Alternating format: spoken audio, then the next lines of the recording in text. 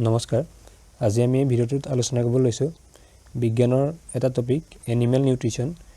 এই এনিমেল নিউট্ৰিচনৰ কিছুমান এমসিকিউৰ ওপৰত এই ভিডিঅ'ত আলোচনা কৰিম আৰু এনিমেল নিউট্ৰিচনৰ ইয়াত বিশেষকৈ আলোচনা কৰিম the major nutrients in humans food and its sources functions of nutrients diseases occurring for deficiency of different nutrients মানে কি আছে যে মেজৰ নিউট্ৰিয়েন্টছ ইন হিউমেন্স ফুড আমাৰ খাদ্যত থকা যিসমূহ প্ৰধান পৰিপোষকসমূহৰ ওপৰত and its sources আৰু এই পৰিপোষকসমূহৰ যিসমূহ উৎস আছে সেইসমূহ functions of nutrients আৰু এই যিসমূহ নিউট্ৰিয়েন্টছ আছে পৰিপোষকসমূহৰ কাম আৰু কি আছে diseases occurring for deficiency of different nutrients মানে এনেকুৱা ধৰণৰ যিবোৰ পৰিপোষক আছে পৰিপোষকসমূহৰ যদি অভাৱ হয় তেতিয়া কেনেকুৱা ধৰণৰ ৰোগ হ'ব পাৰে এতিয়া ইয়াৰ যিটো প্ৰথম প্ৰশ্ন আছে প্ৰথম প্ৰশ্নটো আছে আমাৰ শৰীৰৰ বাবে প্ৰয়োজনীয় উপাদানসমূহক কোৱা হয় ৰক্ষাহাৰ পৰিপোষক চৰ্বি নে খনিজ লৱণ এটা খাদ্যৰ যিসমূহ পৰিপোষক আমাৰ বাবে যিসমূহ উপাদান আমাৰ বাবে প্ৰয়োজনীয় সেইসমূহৰ ভিতৰত চৰ্বি খনিজ লৱণ এইসমূহ সোমাই থাকে কিন্তু ইয়াৰ উপৰিও যেটো কাৰ্বোহাইড্ৰেট আৰু প্ৰটিনো আমাক লাগে আৰু ভিটামিন লাগে গতিকে এই গুটেসমূহ সামৰি পেলাই আমি একেলগে ইয়াক কি বুলি কম পৰিপোষক বুলি কম গতিকে ইয়াৰ চৰ্বি খনিজ লৱণ যদিও আমাৰ দেহৰ বাবে প্ৰয়োজনীয় হয় কিন্তু পৰিপোষক বুলি থাকিলে আমি পৰিপোষকটো ইয়াৰ শুদ্ধ উত্তৰ হিচাপে দিব লাগিব কাৰণ কাৰ্বোহাইড্ৰেট প্ৰটিন এইসমূহ পৰিপোষক বুলি ক'লে তাৰ ভিতৰত সোমাই থাকিব দ্বিতীয় প্ৰশ্নটো আছে কাৰ্বোহাইড্ৰেট আৰু স্নেহ পদাৰ্থ থকা খাদ্যসমূহ কোৱা হয় শৰীৰবৰ্ধক খাদ্য প্ৰতিৰক্ষামূলক খাদ্য শক্তিদায়ক খাদ্য নে ওপৰৰ এটাও নহয় এতিয়া আমাক কৈছে কাৰ্বোহাইড্ৰেট আৰু স্নেহ পদাৰ্থক কি খাদ্য বুলি কোৱা হয় এতিয়া যেতিয়া খাদ্যত কি থাকে কাৰ্বোহাইড্ৰেট আৰু স্নেহ পদাৰ্থ থাকে সেই খাদ্যৰ পৰা আমি কি পাওঁ শক্তি লাভ কৰোঁ সেই কাৰণে এই কাৰ্বোহাইড্ৰেট আৰু স্নেহ পদাৰ্থ খাদ্য কি বুলি কোৱা হয় শক্তিদায়ক খাদ্য বুলি কোৱা হয় তাৰ পিছৰ প্ৰশ্নটো আছে ভিটামিন আৰু খনিজ লৱণ থকা খাদ্যসমূহক কোৱা হয় শৰীৰবৰ্ধক খাদ্য প্ৰতিৰক্ষামূলক খাদ্য শক্তিদায়ক খাদ্য নে ওপৰৰ এটাও নহয় এতিয়া ভিটামিন আৰু খনিজ লৱণে আমাক কি কৰাত সহায় কৰে আমাৰ দেহটো প্ৰতিৰক্ষাত সহায় কৰে দেহৰ প্ৰতিৰক্ষা কাৰ্যত সহায় কৰে গতিকে ভিটামিন আৰু খনিজ লৱণৰ থকা খাদ্যক আমি কম প্ৰতিৰক্ষামূলক খাদ্য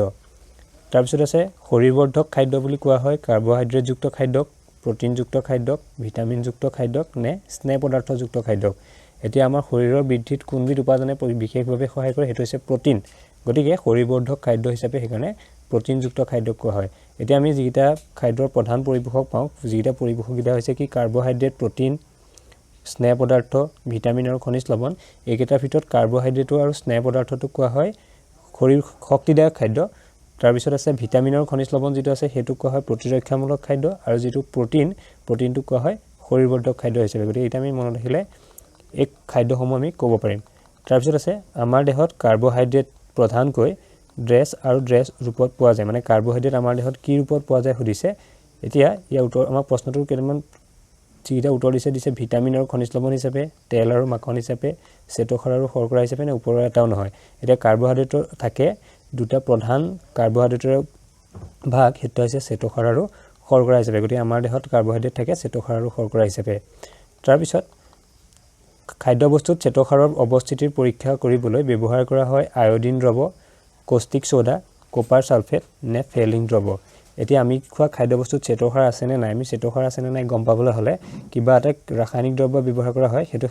আয়োডিন দ্ৰৱ নে কষ্টিক সোডা নে কপাৰ সালফেট নে ফেলিং দ্ৰৱ সুধিছে ইয়াৰ উত্তৰটো হ'ব আয়োডিন দ্ৰৱৰ সহায়ত কি চোৱা হয় শ্বেতসাৰৰ অৱস্থিতি চোৱা হয় কষ্টিক সোডাৰ সহায়ত প্ৰটিনৰ অৱস্থিতি চোৱা হয় আৰু যেটো ফেলিং দ্ৰৱটোৰ সহায়ত চোৱা হয় যে আমাৰ কাৰ্বোহাইড্ৰেটত থকা যিসমূহ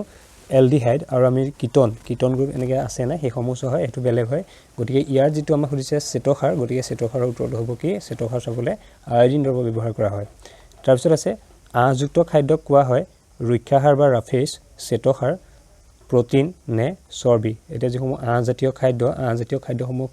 কি বুলি কোৱা হয় ৰক্ষাহাৰ বা ৰাফেজ বুলি কোৱা হয় ইয়াৰ উত্তৰটো হ'ব ৰক্ষাহাৰ বা ৰাফেজ ই কি কৰে আমাৰ যিসমূহ খাদ্যসমূহ আমাৰ শৰীৰৰ পৰা বাহিৰলৈ ওলাই যাবৰ কাৰণে খাদ্যসমূহৰ আয়তন বৃদ্ধিত সহায় কৰে আৰু এই ৰাফেজ বা ৰক্ষাহাৰ বা আঁহযুক্ত খাদ্যৰ আমি যদি উৎস হিচাপে চাওঁ তেতিয়া যিসমূহ শাক পাচলি মাংস এনেকুৱা ধৰণৰ জীৱ আছে এইসমূহ আমি আঁহযুক্ত খাদ্যৰ উৎস হিচাপে পাওঁ তাৰ পিছত আছে কাৰ্বোহাইড্ৰেট আৰু প্ৰটিনৰ তুলনাত বেছি পৰিমাণৰ শক্তি যোগায় ৰক্ষাহাৰে খনিজ লৱণে ভিটামিনে নে স্নেহ পদাৰ্থই এটা কৈছে যে আমি যিসমূহৰ পৰা শক্তি পাওঁ হেতু কাৰ্বোহাইড্ৰেট আৰু আমি ক'ৰ পৰা পাওঁ স্নেহ পদাৰ্থৰ পৰা পাওঁ এতিয়া সুধিছে যে কাৰ্বোহাইড্ৰেট আৰু প্ৰটিনৰ তুলনাত তাতকৈ বেছি শক্তি কোনে দিয়ে ৰক্ষাহাৰে দিয়ে নে খনিজ লৱণে দিয়ে নে ভিটামিনে দিয়ে নে স্নেহ পদাৰ্থ আমি যেটো জানো যে কাৰ্বোহাইড্ৰেট আৰু কিহে স্নেহ পদাৰ্থই আমাক শক্তি যোগায় গতিকে কাৰ্বোহাইড্ৰেটকৈও বেছি শক্তি কোনে দিয়ে স্নেহ পদাৰ্থ বা চৰ্বি গতিকে ইয়াৰ উত্তৰটো হ'ব স্নেহ পদাৰ্থ হয় তাৰপিছতো আছে তেজত হিমোগ্লোবিন উৎপাদনত সহায় কৰা খনিজ লৱণবিধ হ'ল আইৰন যেটো আমি লো বুলি কওঁ ক্যালসিয়াম ফসফৰাছ নে মেগনেছিয়াম এতিয়া হিমোগ্লোবিন উৎপাদনত যেটোৱে সহায় কৰে হেতু হৈছে কি আইৰন তাৰপিছত আছে আয়োডিনৰ অভাৱত হোৱা ৰোগবিধ হ'ল এনিমিয়া গৰল স্কাৰ্ভি নে ৰিকেট এতিয়া আয়োডিনৰ অভাৱত যেটো ৰোগ হয় হেতু কি হয় ডিঙি ফুলা বুলি কয় ডিঙিটো ফুলিবলৈ আৰম্ভ কৰে আৰু সেই বেমাৰটোৰ নামটো হৈছে গৰল গতিকে আয়োডিনৰ অভাৱত হোৱাটো হৈছে গৰল ইয়াত আমি এনেকৈ মনে ৰাখিব পাৰোঁ আয়োডিনৰ অভাৱত হোৱাটো গৰল তাৰপিছত আয়ৰণৰ অভাৱত যেটো হয় তাৰো এটা আছে ৰক্তহীনতা বুলি কওঁ গতিকে হেতু আমি তেনেকৈ ধৰণৰ মনে ৰাখিব পাৰিম তাৰপিছত আছে এটো নেক্সট দিয়া আছে আয়ৰন বা লুৰ অভাৱত হোৱা ৰোগবিধ হ'ল এনিমিয়া গৰল স্কাৰ্ভি নে ৰিকেট এতিয়া আয়ৰণৰ অভাৱত যেটো হয় হেতু হ'ব ৰক্তহীনতা বা এনিমিয়া নেক্সট আছে ৰিকেট ৰোগ হয় ভিটামিন এ ৰ অভাৱত ভিটামিন চি ৰ অভাৱত ভিটামিন বি ৰ অভাৱত নে ভিটামিন ডি ৰ অভাৱত ৰিকেট ৰোগটো হয় ভিটামিন এ ৰ অভাৱত নহয় এ ৰ অভাৱত হৈছে কুকুৰিকণা হয় ভিটামিন চি ৰ অভাৱত হয় স্কাৰ্ভি আৰু ভিটামিন বি ৰ অভাৱত হয় কি বেৰি আমি মনত ৰাখিব পাৰোঁ বি বেৰি চি স্কাৰ্ভি তেনেকৈ লৈ মনত ৰাখিব পাৰোঁ এ অভাৱত কি হয় কুকুৰিকণা গতিকে আমাক সুধিছিলে ৰিকেটৰ কথা গতিকে ৰিকেটটো হয় ভিটামিন ডি ৰ অভাৱত তাৰপিছত আছে কুকুৰিকণা বা দৃষ্টি কমি যোৱা ৰোগ হয় এতিয়া কৈ থৈ আহিছিলোঁ যে কুকুৰিকণা বা দৃষ্টি কমি যোৱা ৰোগটো হয় কি ভিটামিন এ ৰ অভাৱত নেক্সট আছে দুৰ্বল হাড় দাঁতৰ ক্ষয় আদিৰ কাৰণ হ'ল আয়োডিনৰ অভাৱ ক্যালসিয়ামৰ অভাৱ আইৰণৰ অভাৱ নে ফসফৰাছৰ অভাৱ এতিয়া হাড় আৰু দাঁতৰ কথা আহিলে আমি ইয়াত প্ৰধানকৈ কোনবিধ খনিজ লৱণৰ কথা আহিব ক্যালসিয়ামৰ কথা যেহেতু ক্যালসিয়ামে কি কৰে দাঁত আৰু হাড় মজবুত কৰি ৰখাত সহায় কৰে গতিকে দুৰ্বল হাড় আৰু দাঁতৰ ক্ষয়ৰ কাৰণ হ'ব ক্যালসিয়ামৰ অভাৱ আইৰণৰ আয়োডিনটো আমি আগত পঢ়ি আহিছোঁ নেক্সট আছে পৰিপোষকসমূহৰ দীৰ্ঘদিনীয়া অভাৱৰ ফলত হোৱা ৰোগসমূহক কোৱা হয় এনিমিয়া অভাৱজনিত ৰোগ মেদবহুলতা নে ৰিকেট যে আমি যেতিয়া খাদ্যবস্তু খাওঁ খাদ্যবস্তুত যদি কোনো এবিধ পৰিপোষকৰ যদি বহু দিন ধৰি সেই পৰিপোষকবিধৰ অভাৱ হয় তেতিয়া সেই অভাৱৰ ফলত আমাৰ দেহত কিছুমান ৰোগ হয় সেই ৰোগবিধৰ নাম কি হৈছে ৰোগবোৰক কি বুলি কোৱা হয় ইয়াৰ উত্তৰটো হ'ব কি অভাৱ পৰিপোষকৰ অভাৱৰ ফলত হোৱা ৰোগবোৰক কোৱা হয় অভাৱজনিত ৰোগ এনচাৰটো অভাৱজনিত ৰোগ তাৰপিছত আছে ভিটামিন চিৰ অভাৱত হোৱা ৰোগবিধ হ'ল এনিমিয়া গৰল স্কাৰ্ভি নে ৰিকেট এতিয়া ভিটামিন চিৰ অভাৱত যেটো ৰোগ হয় হেতু হৈছে স্কাৰ্ভি অতি বেছি স্নেহ পদাৰ্থ বা চৰ্বি থকা খাদ্য খোৱাৰ ফলত হ'ব পাৰে মেদবহুলতা পৰিপোষকৰ অভাৱ বেৰি নে অভাৱজনিত ৰোগ এতিয়া অত্যাধিক পৰিমাণৰ যদি স্নেহ পদাৰ্থ বা চৰ্বি থকা খাদ্য খোৱা হয় তাৰ ফলত যেটো ৰোগ হয় হেতু কোৱা হয় কি বুলি মেদবহুলতা কেতিয়া হয় যেতিয়া অত্যাধিক পৰিমাণৰ স্নেহ পদাৰ্থ খোৱা হয় তেতিয়া তাৰপিছত আছে বেৰি ৰোগ হয় ভিটামিন এ ৰ অভাৱত ভিটামিন চি ৰ অভাৱত ভিটামিন বি1 ৰ অভাৱত নে ভিটামিন ডি ৰ অভাৱত বেৰিটো হয় ভিটামিন বি ৰ অভাৱ আমি মনত ৰাখিব পাৰোঁ বি বেৰি তাৰপিছত আছে সকলো অভাৱজনিত ৰোগ প্ৰতিৰোধ কৰিব পাৰি পৰিষ্কাৰ পৰিচ্ছন্নতাৰে সঠিক সময়ত ঔষধ গ্ৰহণ কৰি সুষম আহাৰৰ জৰিয়তে নে প্ৰতিষেধকৰ জৰিয়তে এতিয়া যেহেতু আমাক অভাৱজনিত ৰোগ বুলি কৈছে অভাৱজনিত ৰোগ জানো আমি যে পৰিপোষকৰ অভাৱত হয় গতিকে ইয়াৰ পৰিপোষকৰ অভাৱত যেহেতু অভাৱজনিত ৰোগ হয় গতিকে ইয়াৰ প্ৰতিৰোধৰ যেটো উপায় হেতু হৈছে সুষম আহাৰৰ জৰিয়তে যেহেতু সুষম আহাৰত কি হয় আটাইকেইটা পৰিপোষক উপযুক্ত পৰিমাণে থাকে গতিকে সুষম আহাৰৰ জৰিয়তে অভাৱজনিত ৰোগৰ কি কৰিব পাৰি প্ৰতিৰোধ কৰিব পাৰি নেক্সট কোৱেশ্চনটো আছে আলু ঘেঁহু চাউল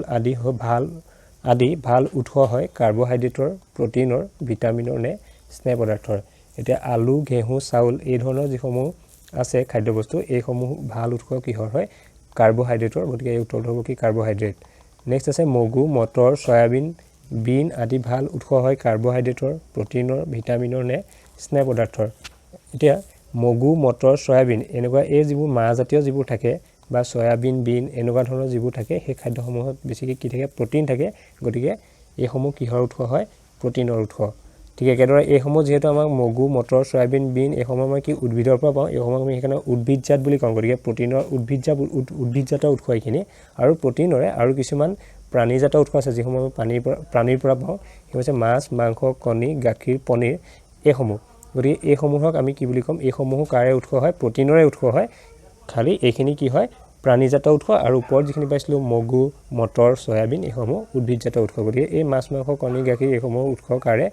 প্ৰটিনৰে এইসমূহ উৎস হয় নেক্সট আছে বিলাহী কমলা নেমু টেঙা আদি তলৰ কোনবিধৰ ভাল উৎস vitamin A vitamin C vitamin B নে ভিটামিন ডি বিলাহী কমলা নেমু টেঙা এই টেঙা জাতীয় যিসমূহ থাকে এইসমূহ সাধাৰণতে কিহৰ ভাল উৎস হয় ভিটামিন সি গতিকে ইয়াৰ উত্তৰটো হ'ব কি ভিটামিন সি নেক্সট কোৱেশ্চনটো আছে তলৰ কোনটো আইৰণৰ ভাল উৎস সাগৰীয় মাছ পালেং শাক গাখীৰ নে ওপৰৰ এটাও নহয় এতিয়া আইৰণৰ যদি আমি ভাল উৎস হিচাপে চাওঁ তেতিয়া কাক পোৱা যায় স্পিনাক যিটো আমি পালেং শাক বুলি কওঁ গতিকে আইৰণৰ ভাল উৎস হিচাপে কাক গণ্য কৰা হয় পালেং শাক জাতীয় যিসমূহ আছে এইসমূহ তাৰ পিছত সূৰ্যৰ পোহৰ তলৰ কোনবিধ ভিটামিনৰ ভাল উৎস vitamin A vitamin C vitamin B নে ভিটামিন ডি এতিয়া সূৰ্যৰ পোহৰৰ কোনবিধ ভিটামিন পোৱা যায় আমি জানো যে সূৰ্যৰ পোহৰৰ পৰা ভিটামিন ডি পোৱা যায় গতিকে সূৰ্যৰ পোহৰৰ ভিটামিন ডিৰ কি হয় ভাল উৎস হয় আজিলৈ ভিডিঅ'টো ইমানতে ৰাখিছোঁ ধন্যবাদ